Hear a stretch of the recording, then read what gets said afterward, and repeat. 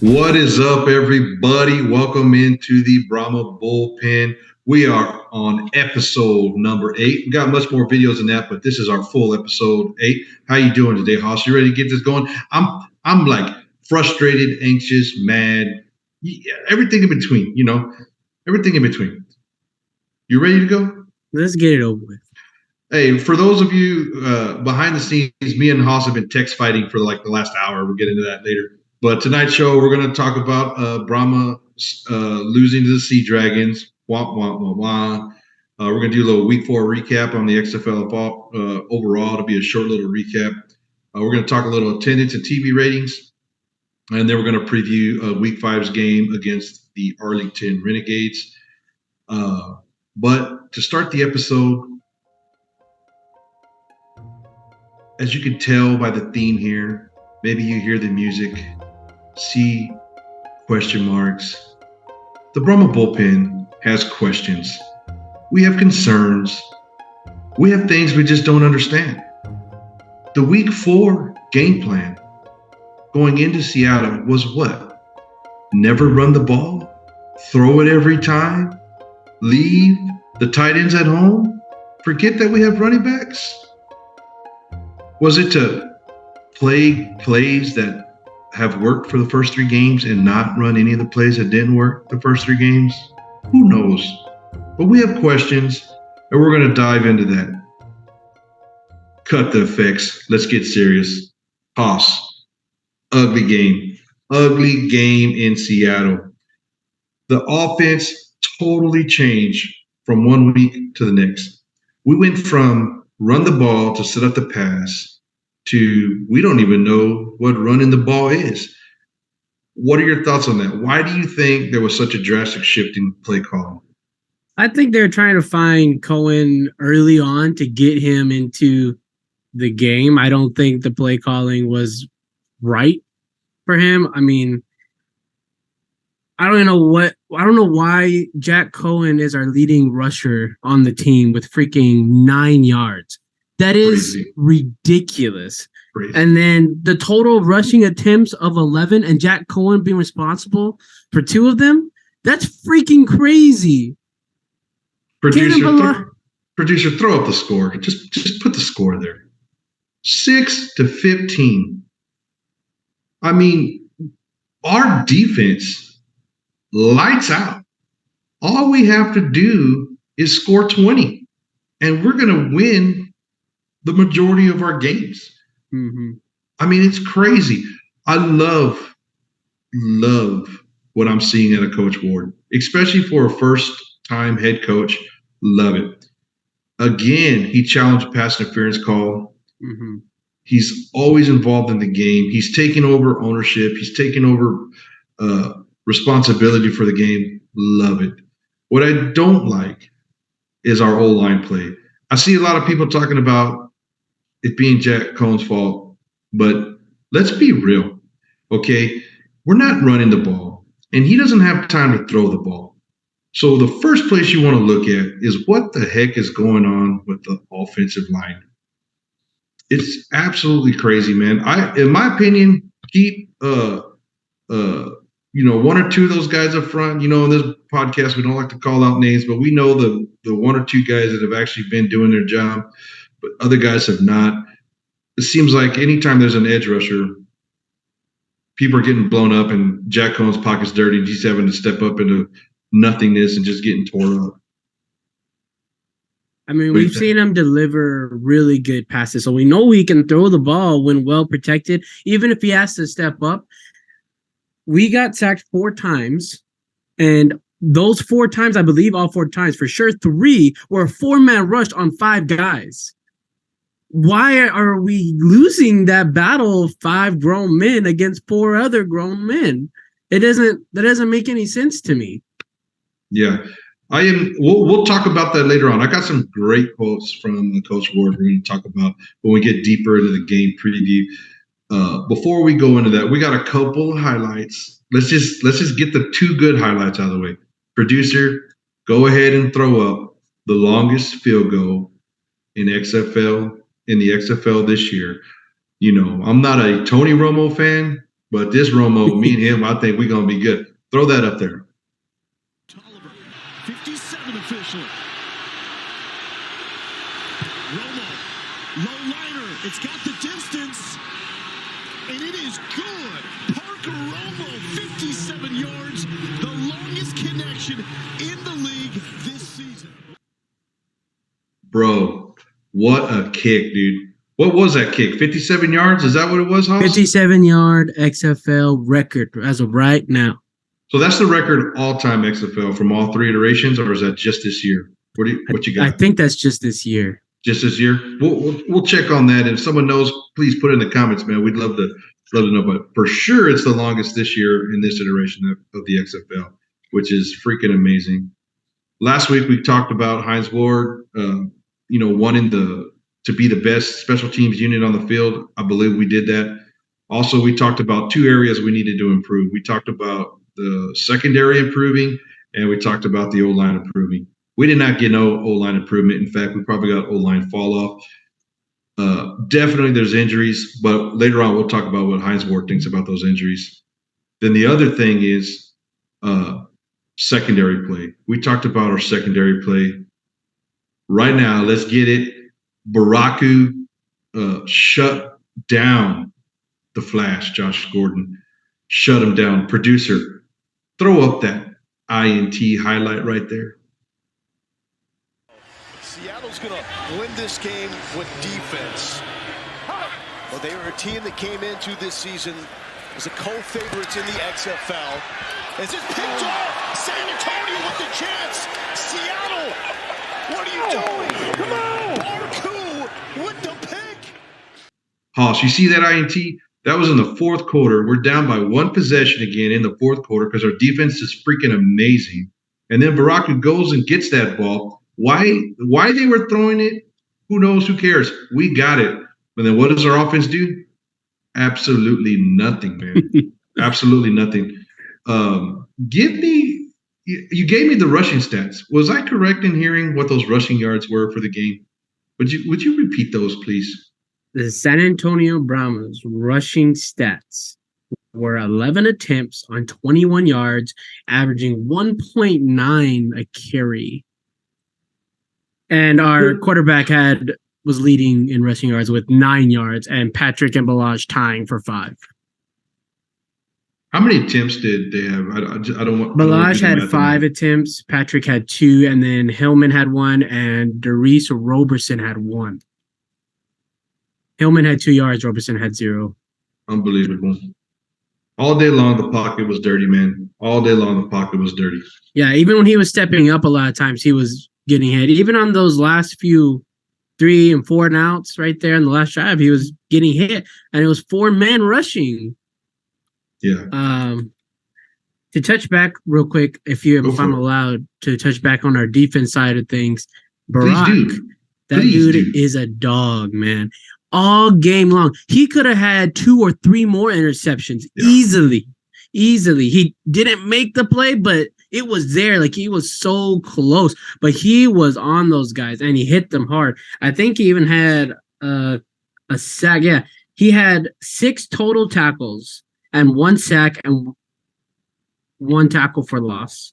So that dude was someone to be reckoned with in the backfield and up front. So good job on him.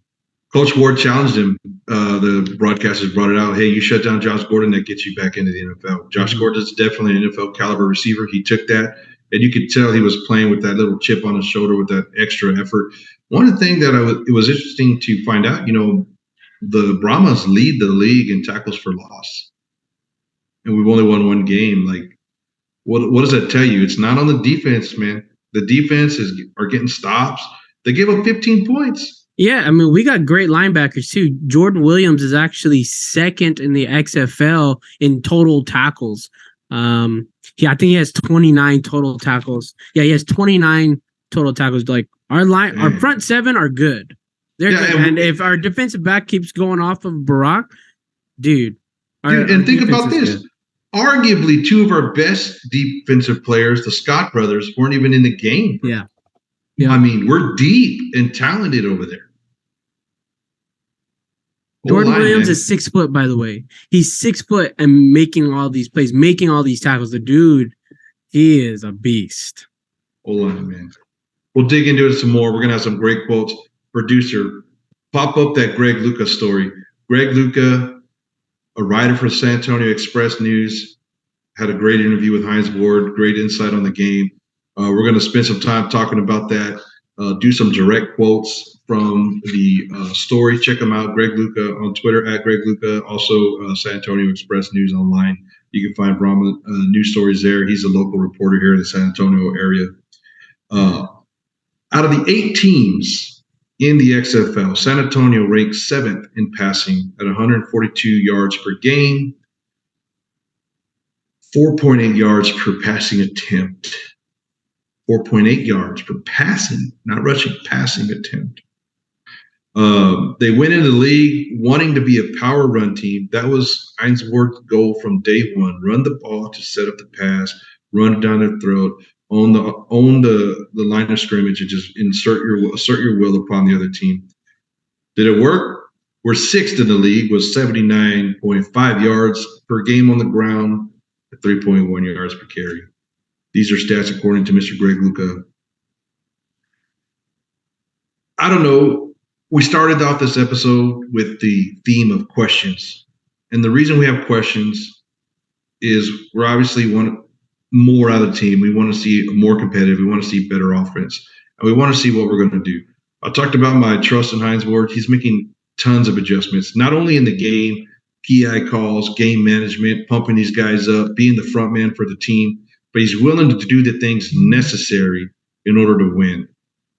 By that, what do I mean by that? Hines Ward basically said Jack Cohen's performance was merely okay. That's a quote there in the article in direct quotes. Okay. He said Reed Sinnett will have a chance to challenge for the starting role this week. They will probably play 2 quarterbacks. Unless Reed Sinnett comes in practice and just dominates, Cohen's probably going to get benched. I don't personally think it's on Cohen. I think Cohen's doing everything he can do. I just think he doesn't have time in the pocket. He also said that he just needs to change. He says, this is Hines Ward's exact. I need to do whatever I have to do to get this team going offensively. Reed hasn't gotten an opportunity. This week he'll take the same amount of snaps as Cohen, and later on during the week, we'll see who's going to be our starter.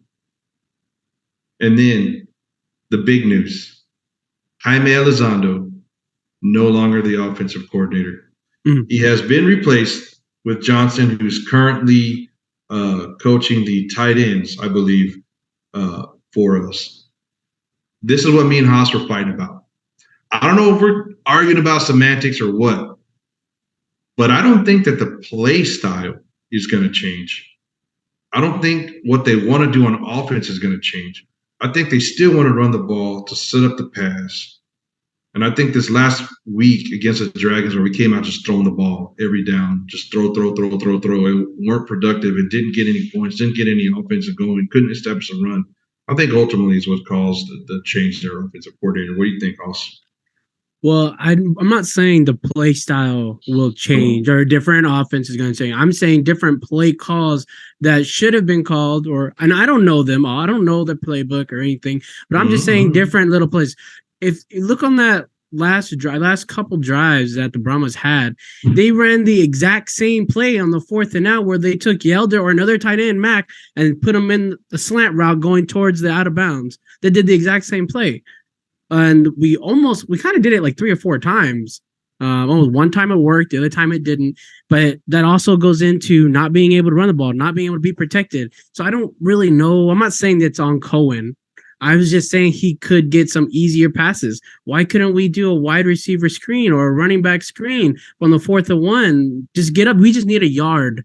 But I haven't seen a wide receiver screen since what was his name? Just the first game, Landon Akers. It's Akers, right? My boy Since Akers got hurt, yes. Like no other wide receiver can run a screen. And it was a successful play for us in game 1. I thought, man, here comes our version of what was that guy from New England? Help me out. The Wes Welker. Like here comes our Wes Welker, right? This Akers guy, and nothing, man. There's just no one filling that role. Well, if you look at the Dragons play call, Dragons have the number one offense in the XFL. They did a couple. I don't know how they did, but they set out 3 wide receivers on the right side, and they passed to the farthest one. And it wasn't like necessarily a screen, but they all took off to get away from their third guy. And then he had 15 yards or whatever it was to get to first. And I'm like, that's easy. That's simple. Yeah. Why couldn't we do something like that? And on those 4th and 1s, we had like 3-4 downs right there in the last drive, 2 or 3. And why not do a wide receiver screenplay? We just need a yard or 2 yards. Like, I don't know. Yeah. So that goes back to mine and Bullpen's argument of why we are getting a new OC midway through the season. I say just for, play calls, not that it's changing the offense, the style of offense. Obviously, we want to establish the run game. Obviously, we want to establish the passing game, too, to be a dual threat offense. No one wants to be a running offense or a passing offense because then the defense can play to those. So check this out. With everything you just said, right? Hines Ward said, I want to be a balanced team. I do not want to be one-dimensional. Right. We built this whole roster. He's telling you what he spent his picks on when they drafted these players. He built this roster to run the ball with the running backs that we had. Now we have to change some things up. We might have to condense our playbook, see if that works, hopefully get our players motivated and provide some spark for them. They're not planning on changing their style, but they're going to focus on getting 20 plays and executing those 20 plays. Mm-hmm. But I still go back to the fact that even if your receivers execute perfectly, your quarterback execute perfectly, your running backs execute perfectly, your tight ends execute perfectly, if your O-line does not execute somewhat tolerable, it doesn't matter what everybody does. They're not going to have time to get the ball and not going to be able to get anywhere. You know what I mean? Right. Cohen said that simplifying the offense takes a lot of thinking out of the game, meaning players can react instead of think. We've heard that every time you watch, football on TV. That's a point that broadcasters make out. Make the game simple. The Brahmas are seeking improved offensive line play after injuries have forced the unit into a different starting 5 every week. No cohesiveness on the line. But I will read this quote from Hines Ward. I've been wanting to get to this all night. It's not just me that's being critical of the offensive line. Hines Ward, performance is subpar, not up to the standards I want. I always stress to the O-line. I've always stressed to the offensive line. I know that we're dealing with injuries, but we cannot make that an excuse. The guys that we have on our roster, there's more than capable of getting the job done. So he's not cutting players. He thinks they're capable of getting it done, but he knows that that's where he needs to see improvement. He said is a lack of execution because we don't have 11 guys on the same page offensively, and we have to do better as coaches. There you go, being a coach's coach, taking the heat upon himself. What do you think about those quotes there, Hoss? Well, I think they're accurate, and I like that he puts not just pressure on the team, but also upon themselves as the coaching staff, taking accountability because, like he said, everybody has to be on the same page because offense is what, 12 guys? 11 guys? 11 guys, baby. 11 guys on the field. And they all have to be in sync if they want to win. It's not a one-man show. This is a brutal team sport. Yeah. So we got Johnson coming in. He's going to be taking over play calling duties. It's not his first time calling plays. Says here that he was a tight ends coach with Minnesota Vikings from 2006 to 2013, and then with the New York Jets from 2015 through 2018. But he has 3 years of offensive coordinator experience at Division II Shaw University in 2002, and then for 2 years at Texas Southern in 04 and 05. So definitely going to be a step up in competition from the last time he was an offensive coordinator, but we'll see what he can get done. Simplify the playbook, run the damn ball, execute on offense. Defense, special teams, fellas, just keep doing what you're doing. You guys are amazing. Get healthy. and let's go. Let's score some points, man. I don't even think we need 30. Let's just get 20 to 25 per game, and we'll be good. We'll talk about that when we go over the scores from last week's game. Anything else, Hoss, on the Brahmas game that you want to see? We talked about our great our great kicker, excuse me. We talked about our secondary killing it. What you got? Shout out to our kicker for the 57-yard. We actually have a photo that we'll have them throw up. You can see his leg after kicking that one. Oh, you got a photo? Yeah, you got a photo? Seen that photo? Exclusive. Let's get it. Exclusive post-game photo of his leg. There it is. There it is. It's a hog leg, boy. That's a hog leg. That's what we call in South Texas, a hog leg. Let's get it. Boy.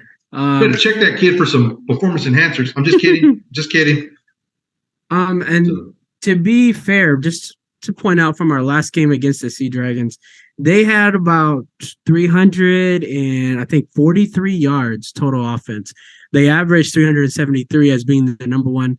The Brahmas held them pretty good. That's still a good amount of offense yards, of course, but this is the number one offense in the XFL. They have the number one quarterback, they have the number one running back, and they have the top two wide receivers in the league. So crazy. They only scored 15 points. The total point for the game was 40.5. We scored 6, they scored 15. So in their house. They played good defense despite the loss, despite the 343 yards. Like, what more could we want our defense to do against the number one offense almost at every position? Danucci's got an arm, dude. He was making very good throws. Like, our defense was there, 2 or 3 guys in the vicinity, and he was hitting them perfect. Hey, dude, I just thought of a deal. Did you catch that hot mic where the coach, the Seattle Sea Dragons coach, told Danucci, "I'm gonna kill you"? Did you catch that? At the end of the game, they had barely won. He had just thrown that pick. He literally walked up to him and said, "I'm gonna kill you." Man, I had to see if we could find that and put it up. But okay, man, we'll go ahead and throw up the scores from last week, producer. We'll start off right at the top. Vipers, Defenders, the DC Defenders proving they're the best team in the North, 32-18 over the Vipers. You know, they're just better than Vegas was the other night. They had a good game against the Battlehawks, but they still found a way to win that game. They're multiple in offense. They got a great quarterback in Ta'amu that can throw the ball and run it. And then they bring in King that can run the ball. And then even you knew it was going to happen. There was a play in there where King did a play action pass, wide receiver was wide open, everybody was sold out on the run, and this guy, the closest defender to him, was like 10 yards away, and he just trotted in for a touchdown. So, I mean, multiple offense. You got the Renegades and Battlehawks, 24-11. Battlehawks took that win at home, opening game in the Dome. The crowd was amazing. They broke the record for spring football XFL league attendance, over 38,000 people in the Dome. They had people all the way up in 400 section. So congrats to you guys. I was excited to watch that game. I was happy to see the crowds there, give San Antonio a number to fight for. I don't think with our team being 1-3 at the moment, we're going to get to that 38,000. But hey, who knows, man? We get some things turned around and move forward. You know, interesting enough, all these changes are happening right when we have back-to-back games with the Renegades. So we got the Renegades at home here in San Antonio this weekend, and then next weekend up in Arlington. That's for second place in the division. The Orlando Guardians, you can see the score here, 44-16. You know, they're the worst team in the South. Second place is going to come between the Renegades and the Brahmas. We got 2 games coming up against the Renegades. It'll do wonders if we can find a way of getting 2 wins back-to-back over Arlington, lock us in that second place, potential to be in the playoffs and go from there. Well, I was talking about earlier, Haas, if you look at the teams here, the DC Defenders are 4-0, 32 points. The Roughnecks, 4-0, 44 points. Everyone else, 18, 11, 24, 6, 15 this past weekend. Mm-hmm. You know, you get to that 25 to 30 points a game with our defense shutting these people down. 25 points, man. That's what we need. Yeah, I mean, our defense, we just held the number one offense in the league to 15 points, right? Hopefully our defense is only going to get better. Obviously, we've improved. And like you said, we had a couple of key guys out. I want our guys to make one or two more plays on defense to be able to change the tide, just like Barack did at the end of that game. If he could have got two more of those easily during the game that he just barely missed. Those plays will be made, against all these other teams, and we will get our groove. It's our offense. We need our offense to get good, because then once our offense can get going, then the defense will feed off our offense. I mean, just like the very first game that we played against the Battlehawks, the time of possession was all on the Brahmas because the defense shut down the other offense. So, they just fed off of it. All three of our losses, we were in it in the fourth quarter with a chance to either tie or win the game. So the defense is doing what they need to do. The offense needs to get going. All right, producer, go ahead and throw up the Week 5 schedule. We'll just talk about that real quick. We got Houston Roughnecks going to the Seattle Sea Dragons. That's going to be the Thursday night game. I'm pumped. I want to watch Houston whip Seattle.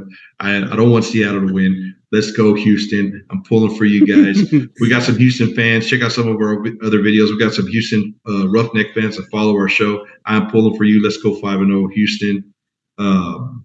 DC going to St. Louis. This is what they're gonna have to come up with a good nickname for this one, right? This is the game that broke out into the fight a couple of weeks ago, where everybody got all up in arms. But they're gonna be in St. Louis, back-to-back home games. Look for that crowd to be raucous, 35,000 plus. It's gonna be a great game. It's gonna be a great game. This game's gonna go a long way to deciding the North. DC already beat St. Louis one time, so they kind of got that tiebreaker. St. Louis has to have this game. And as long as A.J. McCarron can keep him crying in the post-game conference, it should be all right. If you don't know what I'm talking about, go check out episode 7. And then you got the bottom of the basements, right? You got the bottom of the bottom dwellers. You got the worst team in the South versus the worst team in the North. You got the Guardians and the Vipers.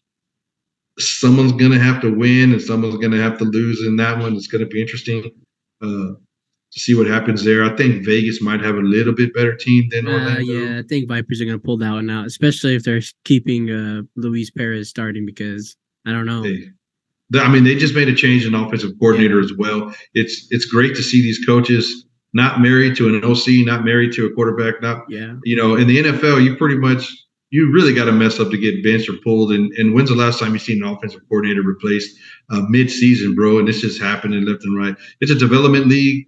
I don't like calling it a development league, but it's a league where they're trying to develop players and coaches. So it's not a development league. Yeah, it's a pro league, but everyone's learning and everyone's trying to get better at their craft. And then the game that we'll be tailgating down there for the Arlington Renegades, coming down to San Antonio to be in the Dome. 8 o'clock game. They changed the time of the game for us. Pop up that picture there, producer. So they said, check this out, dude. The Brahmas tweeted out, "We heard you, fans, so we made some changes.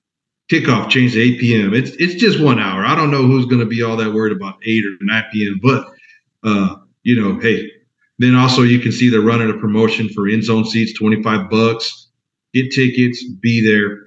Brahma Bullpen will be down there tailgating. Everybody come out, check us out. We're going to be down there having a great time. It's going to be fun. Flash sale, $25 end zone tickets. Let's go, Brahmas." With that being said, let's get ready for Week 5. Real quick, we'll jump into some. You got anything on Week 5, Haas? You want to go in there before we get into this attendance talk real quick? Yeah, well, let's go on. Let's talk about our offenses. The Arlington Renegades are dead last in the XFL with 197.2 yards a game. Wait. Arlington's offense is worse than ours? Yes. But hold on, the next worst offense is ours. Well, I know we're 7th. Yeah, we're 7th at 221.8 yards a game.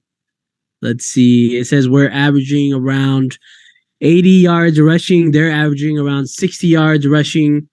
And passing, they're averaging 137.5 a game. We're averaging 142.5. 142.2. All I hear is we're going to win. Well, hold on. Give me defensive stats. Okay, the defense. So this is where it gets interesting. So they have, the worst offense. We have 7th, the second to the worst offense. Their defense is actually ranked number 3 in the XFL, and the Brahmas are ranked number 5. So their defense is allowing the 3rd least amount of yards a game at 274.5 a game. And then the Brahmas are 5th at allowing 281.8 yards a game. Do you have points per game there, Hoss? Yeah. What do we give up? What do they give up? We give up 16.8 points a game, and they give up 19. Ooh, first one to 15 wins? What are we talking here? Hey, man, if you like old school slobber knocker defensive football, this is your game on Sunday night at 8 o'clock in the Dome, right? Yeah, it's going to be a fun game. I think Texas matchups between Arlington, Houston, and San Antonio are always good matchups just for the state. And then, obviously, we're fighting for second place. So this is going to set the tone, especially being able to switching offensive coordinators at home first, get the feel. Hopefully it's a little less pressure because we're at home, get some help from the fans. It's going to be a good 5th game. We are not out of it yet. We are right where we need to be. Yeah. Another thing about this game, go ahead, producer, and kind of throw up the deal right here. This Sunday, the Brahmas are coming home, and it's going to be military appreciation game. A few weeks back, they sent out an email talking about asking season ticket holders to nominate people that they know served in the military. City of San Antonio, for those that don't know, is known as Military City USA. I don't even know how many bases there are down here, but there's at least 4 or 5 active military bases here in the San Antonio area, and a lot of retirees from all the branches of the military. So it's good that they're doing that. It's good that they're showing that appreciation. Hopefully the fans will come out and support that Military Appreciation Day in the Dome. With that being said, let's talk a little bit about these attendance. Not attendance, these TV ratings. You can see this tweet right here by Mike Mitchell. Week 4 cable ratings. The Houston-Orlando game had 405,000 viewers. The Saturday night game had 343,000 viewers. That's a Seattle-San Antonio. And then the St. Louis-Arlington game, 572,000, and then the DC-Vegas game, 691,000.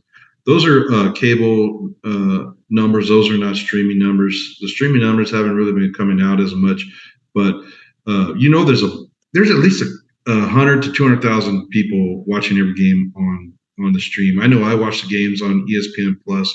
I'll also go back and watch them on YouTube. Right. Later down the road. So, those numbers are good, but here's what I want to look at. Go ahead and throw up that second tweet by Mike Mitchell. So if you look at the week 4 ratings recap for the top 150 shows on cable inside that key demographic, right? That 18 to 49 demographic, the people that are watching sports and watching this type of programming. The Houston-Orlando game was 51st. The Seattle time slot and San Antonio time slot was 31st. The St. Louis-Arlington time slot was 28th, and the DC-Vegas time slot was 22nd. Now, those might not sound great when you consider that the NFL has the number 1 time slot, number 1 game. I think last time I looked at the NFL ratings, like the top 50 things on TV over this past year were all NFL games. And one of them that wasn't the 49th one or whatever it was that wasn't NFL was college football. So, yeah, that's kind of what we're looking at. But you can see that on Sunday, this past Sunday night and past Saturday night when these games were on TV, there was 22, 28, 31, or 51 things on TV that got higher ratings.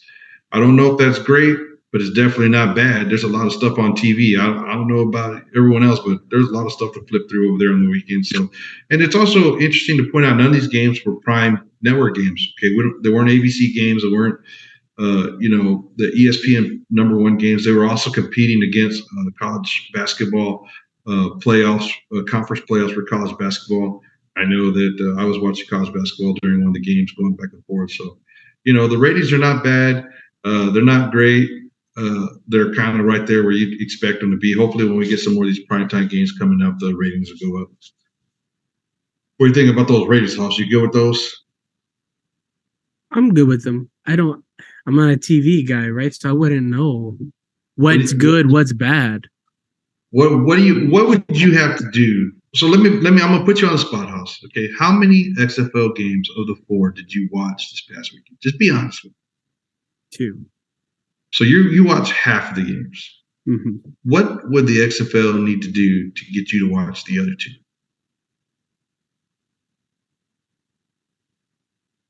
It's a good question.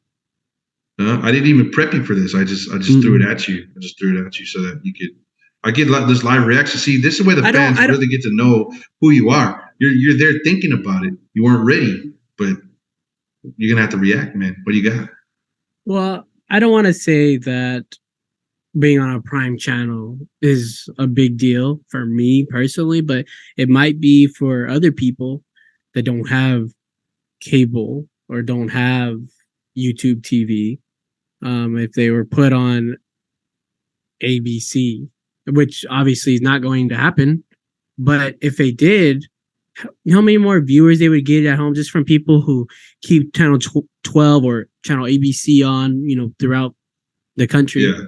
Well, we do have some ABC games coming up. It's just this was like the little break in it where we're getting a lot of FX, a lot of ESPN2 games coming up. Yeah. But definitely we got some ABC games coming up. I think the Saturday games are FX and ESPN Plus. And then on Sunday, like I know for this week, Thursday night is ESPN.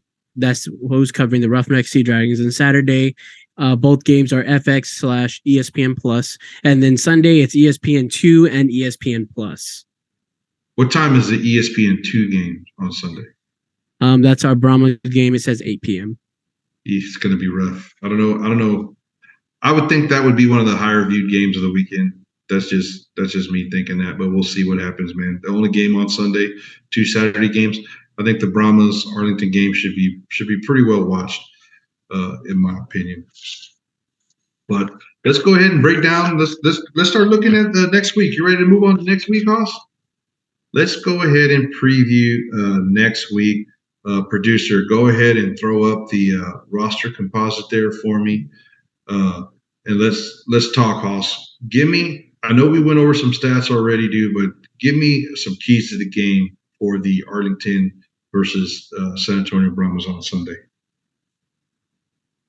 Oh, well, seeing as our defense is 5th compared to their 3rd, but our offense is 7th to their 8th, I think our defense needs to be better than theirs, which I think it will be because we're playing them as the 8th offense.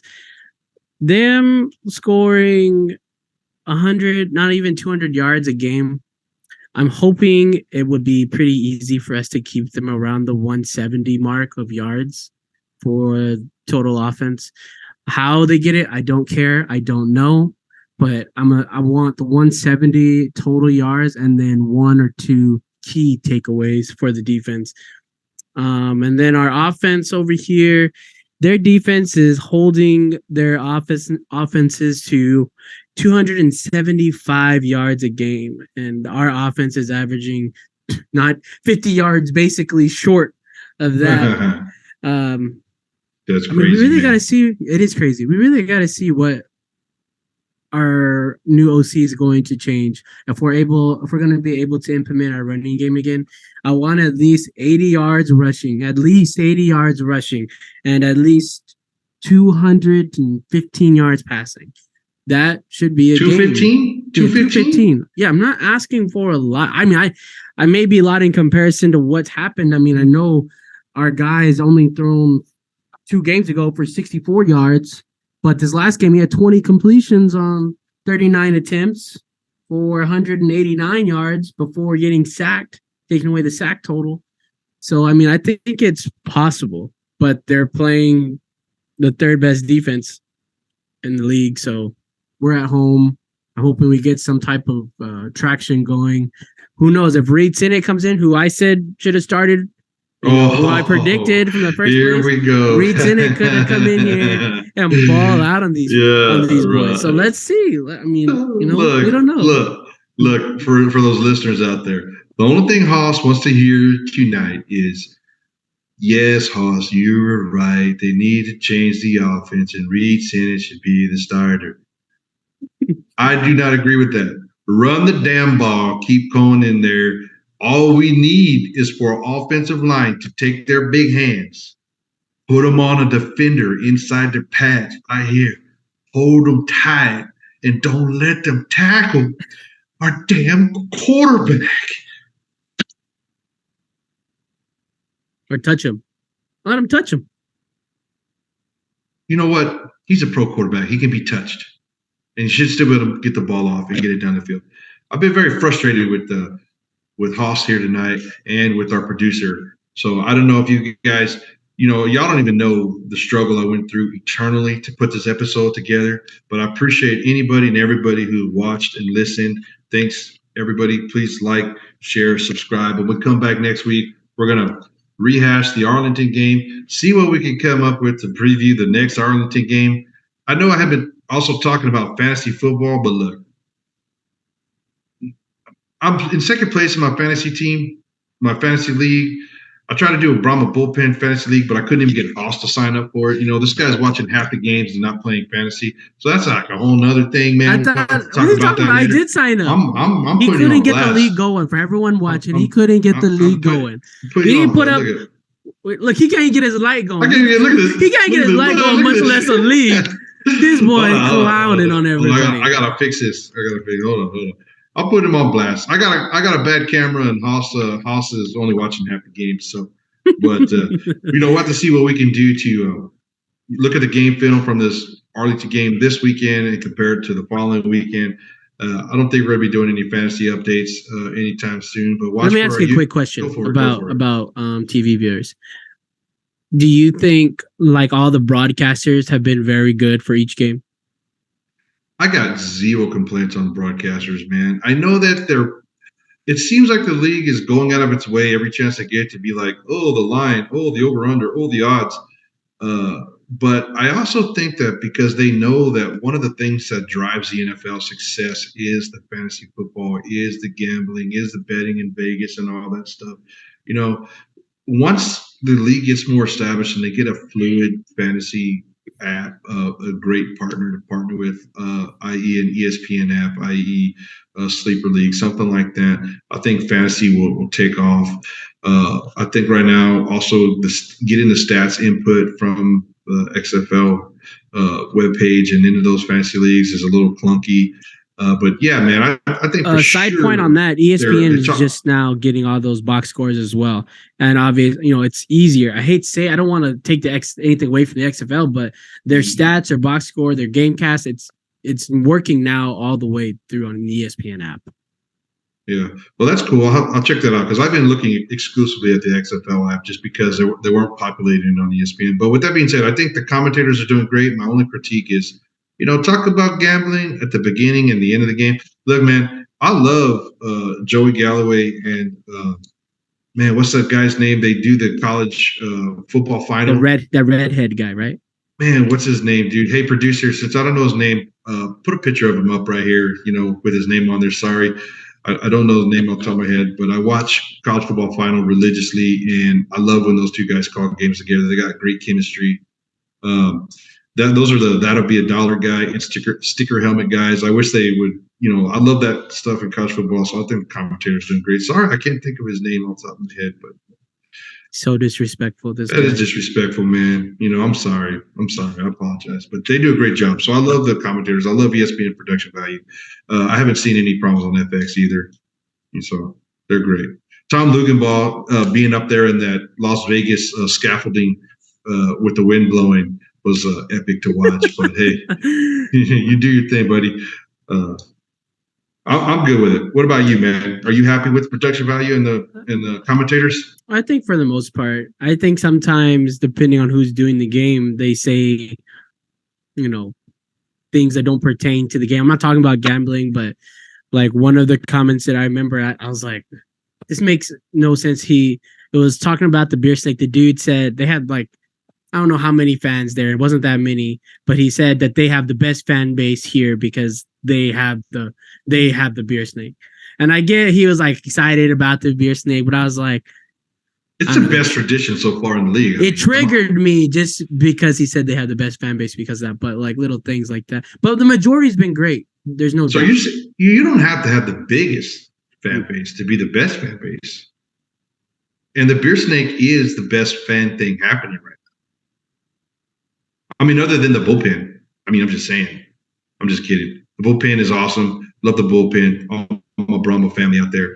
Bullpen's getting traction up there. Keep that up. But yeah, man, St. Louis has got the best fan base. Let's be honest, dude. They got 38,000 up there. Everyone's been looking forward to those home games. You see, they have the most right there. Boom. Yeah, but that doesn't necessarily mean they're the best, but they have the most.